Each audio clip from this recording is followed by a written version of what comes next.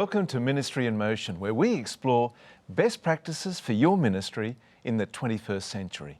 We're thrilled that you've joined us, and we've got another great program for you today.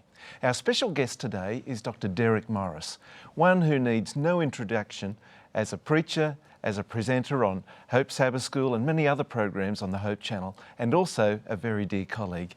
Derek, thanks so much for joining us. We're home together here in Ministry in Motion. Thanks, Anthony. I'm always excited to talk about biblical preaching because that's a real passion for me, and I think the topic today will be very helpful for both for lay preachers and also for full-time pastors. Exactly. So our topic today is sequence preaching, and before we get on to that, let me just mention your book. Of course, Derek's well known not only as a preacher but as an author, and your book, Powerful Biblical Preaching, we're going to be drawing from some of the expertise that you've presented in this book today. And for our viewers at home, we have a very special offer for you with regard to this book. So stay tuned right to the very end of today's program. We don't want you to miss out. All right. So Derek, sequence preaching, what is it? Well, perhaps in the past people would say, I'm preaching a sermon series. Right. All right? An elder is asked to preach 3 sermons, and then the pastor will come and he says, okay, am I just going to randomly pick 3 topics, one each week, bouncing around, which can work sometimes, or can I take the opportunity to develop a theme, a sequence? That's where the idea of sequence preaching comes, whether it's for 3 weeks, or a pastor might say for the next 8 weeks, I'm going to do a series. And I could choose that either from a book of the Bible. I'm actually doing a series right now at my home church. I'm not a pastor, I'm a lay member there, but I'm doing a series on the book of Philippians called Rejoicing in the Lord, and it's a 6-part series. And so we develop that sequence. Or it could be a thematic series like on the family, and I could talk about healthy husband-wife relationships, healthy relationships with children. I could develop on a theme. Right. But it's that idea that instead of randomly bouncing around from one topic to another, I have a little more time, a sequence, if you will, to develop either a study of a book or a study of a theme. Okay, now what would you see as the minimum in the sequence or the series and the maximum? Well, I suppose by definition you'd have to have at least 2 to get a sequence. But that can be helpful. I might talk, for example, about guarding our hearts in relationship. And I might have one sermon for the men, right, and one sermon for the women. But I'm going to say to the women now, while I'm speaking to the men, you pray for them, you know, because every woman desires the man in her life, if she's married or in her circle of influence, to be men of God. Of course. So there's this special focus. So I need 2 at least. I think you can probably also go too long. You know, if you said, well, for the next 28 weeks, I think that could be overwhelming to people. Yeah. So my experience in preaching, for example, I've done a 6-part series on Philippians. I've done a 12-part series on the whole book of Genesis. Well, you know, there's 50 chapters in Genesis and only 4 chapters in Philippians. But if I took 6 for 4 and put it over there, you know, I'd have a huge number. And I think that people could tire. Right. So I'm going to have to use a flying technique. I'm going to fly at a higher altitude when I'm looking at a huge book and I'm looking at broader themes. If I'm focusing on a smaller book of the Bible, I might be able to focus in greater detail. But I have personally not preached a series longer than about 12. Okay. So that's 3 months if you're preaching each week. Yeah. And would you interrupt it in the sense, do it alternate weeks, or would you I think there's some strength. As you know, I travel a lot now, so this series I'm doing is not every week. Right. But we'll talk about a motif because I have this visual that appears every time we come back to the series. So people go, oh, okay, we're finishing our series. So I think you can interrupt it. You certainly might have to. And that's a good question. There's a tragedy in your community. Yeah. You say, wait a minute, we must address this. Yes. But people know that once we've addressed that crisis or tragedy, we're going to pick up because we're going through the Ephesian letter, or we're going through the book of Daniel right now. Right. Now, Derek, what are some of the benefits that you found of having a sequence and preaching a sequence? Well, I think one of the biggest benefits is avoiding wasted time for me. How? How does this Well, work? because, and I have a chapter in the book here, Powerful Biblical Preaching, on planning a sermon calendar. That's a whole nother topic, chapter 25. But because I've taken some time to map out this series, I'm not wondering, when I was a young preacher, Anthony, Monday, Tuesday, what am I going to preach? Wednesday, I'd be looking at articles and trying to get inspiration. And my anxiety would grow as the week went by. I'd get busy. When I've got a sequence, when I'm preaching a series, I know exactly what I'm going to do next week. So if I start my in-depth study on Monday, I'm ready to go with that. Yeah. Now, I may not know what the sermon's going to end up like in full. I certainly haven't written all of the sermons in the series. Right. That's going to unfold, but I know exactly where I'm starting. So I think the biggest benefit for me is that it relieves stress. But a second benefit is I can unleash the creative energies of the congregation. If they say, you know, I know you're going to be speaking about this issue, I found a great illustration, or here's something that I think might be helpful, someone to interview, because they can also help. That's unleashing their creative energies too. So I think those are wonderful benefits. And you know, for me personally, I can remember as a small child listening to a preacher. He did a whole series on Joshua. And you know, even as a kid, I can remember, and that was a long time ago now, Yeah. but I can remember back and remember the quality of those sermons and the impact that has. So that's a great point, because you could be a book, could be a theme, or it could be a Bible character. Exactly. And it left an impact on you, and the speaker was able to develop that message more completely because he or she wasn't trying to do it in 30 minutes. Exactly, yeah. Now, I'd like to, after our break, I'd like to explore with you the how-to. Okay. How do you actually prepare and work through this sequence? Kind of the steps. Exactly. All right. Yeah. So stay with us. We'll be right back with more of Ministry in Motion.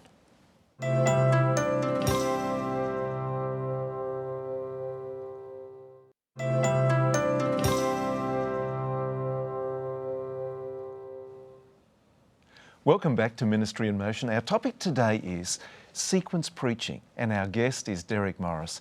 Derek, before the break, we looked at some of the advantages and benefits, and there are some good advantages, but let's delve into now the how and the Okay. steps. All right.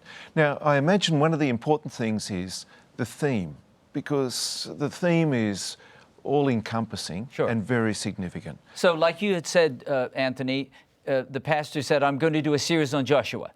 So that he's decided, or she's decided that, or when I'm doing sermon planning, I get the church involved, they say, Pastor, we'd love to have a series on the book of Daniel. Okay, so now I have that. Now it's even better if I can know the whole year. We'll talk about that later, but at least, even if a pastor says, you know, I've just kind of bounced around, sermon here, sermon there, I want to do a sequence. I want to do what we've called in the past a series of sermons. At very least, I need to decide what this series will be. So, a character, a theme, a book of the Bible, that's the first step. Right. So how do you select that theme? What goes Well, into... that's a good question, because in the past, I would just sit around and say, well, what do I want to speak about? Well, that's okay. You know, I've got a reasonably alert mind. I can look at the needs of the community. I'm not opposed to that. But I think you can really unleash the creative energies of your congregation if you implement a planning process, which is a whole nother chapter in the book, Yeah. chapter 25, and I hope some people will ask that for that book, because they can say, and all of a sudden you get like 30 people on the team saying, we really want to study the book of Daniel, or we really want to study the Gospel of Luke, and the Spirit leads the community as well as you as the individual. Whether you're a lay pastor, a lay leader, elder, or a full-time pastor, the Spirit leads the community too. Right, yeah. And so I have found that sometimes they'll confirm what I was thinking, Right. and sometimes they will come up with something totally different. Yeah. For example, Dwight Nelson, who's a well-known speaker on the Hope Channel, his mother was on a planning team with me, and she said, I'd like a series on dealing with the challenges of life. Well, that wasn't even on my radar screen. Yeah. But we did a 3-part series that was greatly appreciated by the community. So let's allow other people to help us. And even if we're just doing one theme at a time, I'd rather plan the whole year. But come up with a solid theme, a Bible character, a topic, or a book. That's the first step. Right. Listening to you, Derek, it sounds as though two of the key issues are, in selecting the theme, it's relevant Sure. for the congregation, and two, that it's biblical. Absolutely. And even when I'm talking about a theme, I'm not preaching out of a newspaper. Exactly, yeah. But relevant, and I'd also add in here, memorable. Yes, that's right. And that's where, I always come back to this Bible text. My wife has written a scripture song on Proverbs 19, verse 20. Listen to counsel, receive instruction that you may be wise. We sang that on Hope Sabbath School recently. Great counsel. If you're right on track with a sequence of sermons you want to do, and you share it with people, they say, Pastor, that's outstanding. Let's do it. You've got confirmation. If they challenge you, listen to counsel. And I've had times where people have said, oh, I don't know about that, which comes to the second point. How many sermons do you have in the series? Yeah. And that's largely determined by what the series is. It can be. I was a member of a congregation where a pastor was preaching through the book of John. And I think he made a mistake because he did a chapter at a time. Well, and we know, and our viewers know if they've read the book, that there may be many pericopes in a chapter. Yes. For example, John chapter 2, you've got the wedding feast at Cana, you've got the cleansing of the temple, you've got the authority of Jesus challenged, and to try to do all of that in one sermon. There are some chapters like John 11, the raising of Lazarus and the reaction of the crowd, that might be workable. But there are other chapters where you say, wait a minute, I need to divide it up by thought unit. And so I think looking, and that's where I would start, if I'm looking at a book of the Bible, what are the major thought units of this chapter? Right. Of this whole book. Okay. Like Philippians, I've got 6 sermons. And to divide it into thought units. Right. That would be a way. Or I might even ask, how much can the group tolerate? And here's one example of me making a mistake when I wanted to talk about finances, how we handle our finances. And there was a Christian author and teacher, Larry Burkett, who did a lot about Christian finances. And I read some of his work and I said, let's do a 10-part series. Well, I got some feedback from my leadership team, which is part of the annual planning process. They said, that would be good in a workshop for people that want to learn about finances, but I think that would be burdensome to the congregation. They'd say, could we look at other things?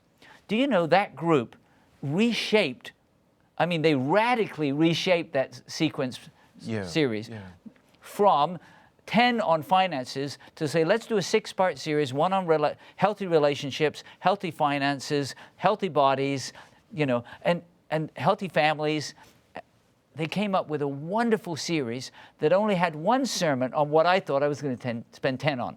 So that's where counsel is helpful. Yeah, feedback from the congregation is helpful. Sure. Let's press on to, where do you go for your reading and you putting together a reading list? That's helpful too, and I've got that as a third point in the chapter on sequence preaching. Because we're planning ahead, I know you have, for example, a real interest in Luke's work, the Gospel of Luke, Book of Acts. If I was doing a series on one of those books, I'd come to you and I'd say, Anthony, could you give me 3 or 4 books that would be really helpful? If I'm doing a thematic series on the family, I might go to Dr. Willie and Elaine Oliver, who've been guests on Ministry in Motion, and say, give me several fresh books that would be helpful.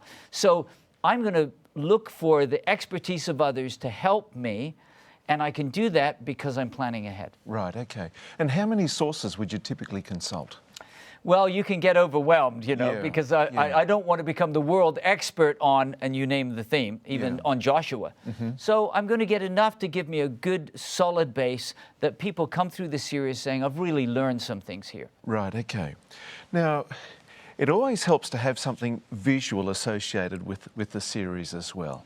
Talk us through how you develop a visual motif. Well, I'd like to give you some examples of that maybe after the break, but let me just say that if I'm going to devote 4-6 weeks to a sequence of sermons, I want it to be memorable. You mentioned that word earlier. Memorable not only in the ideas I'm talking about, but even visually memorable. And so I'll share some examples, if you'd like, of how that's happened. And again, I have to unleash the creative energies of others, because I'm not that creative, but if I share an idea, I know people can help. Okay, all right.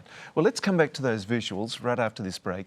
Stay with us. We'll be right back with more of Ministry in Motion.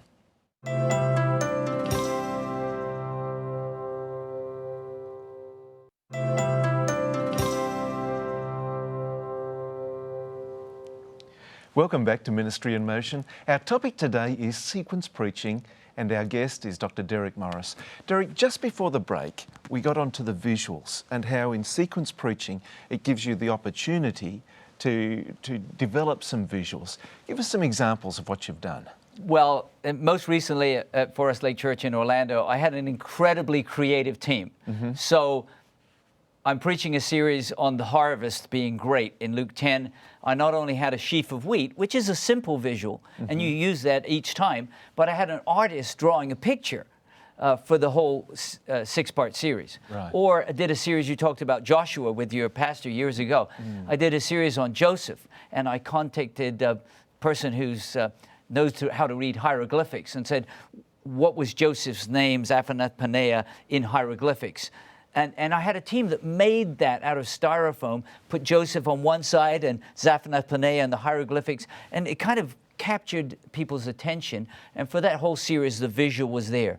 Or a series on healthy Christians, we had a balance beam with like colored letters, healthy Christians, and a gymnast silhouette. That would stay up for the whole series. It's kind of a way of branding. Right. Or the series I'm doing on Philippians, I have a Philippians scroll.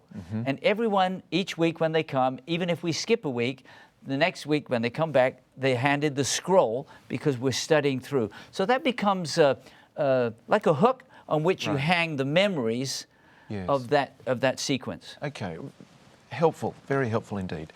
Now, with a sequence, to avoid the idea that it's the same sermon being preached for 6 or 12 weeks. Right. Each sermon needs to have its own point and an emphasis.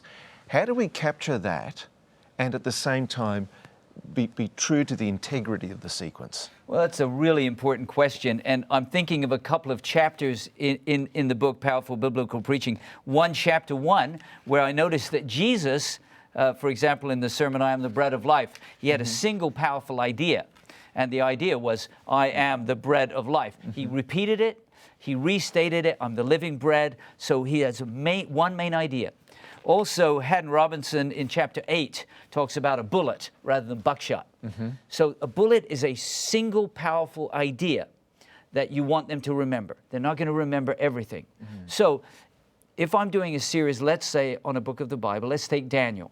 Right. And I say, well, Daniel chapter 1, the main idea, Daniel determines to honor God, and at the end of the chapter, he's highly honored. I would say, well, here's the main idea that God honors those who honor him. I want them then, for that one chapter, the broad series is more about there's a great God who rules over the affairs of men. But chapter 1 is that this great God will honor you if you purpose in your heart, remember the verse? Yes. To honor him. So that is the single idea. And these are like little building blocks that when they look at it all, it's obviously all about God and what God's doing. But for example, Daniel chapter 3, Shadrach, Meshach, and Abednego.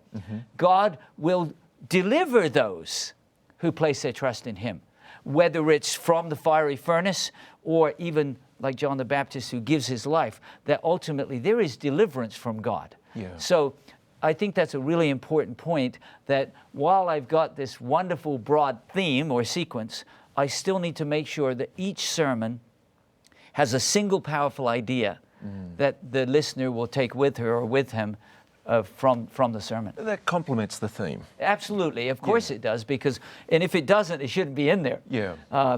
That's a way of bringing unity and also sequence or progression as people are seeing the big idea unfolded in these sub-ideas. Right.